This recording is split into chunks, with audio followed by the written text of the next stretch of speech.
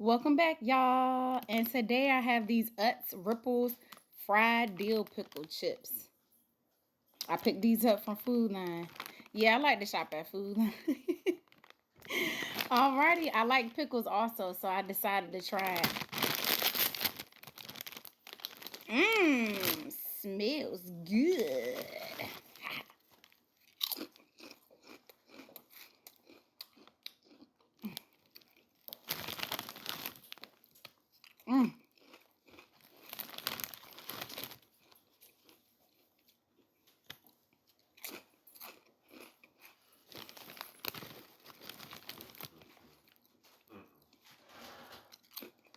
Very good.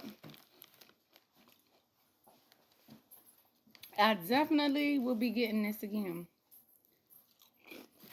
And I have some pickles in the refrigerator, y'all. I should have tried some pickles on top of these chips and see how it tastes.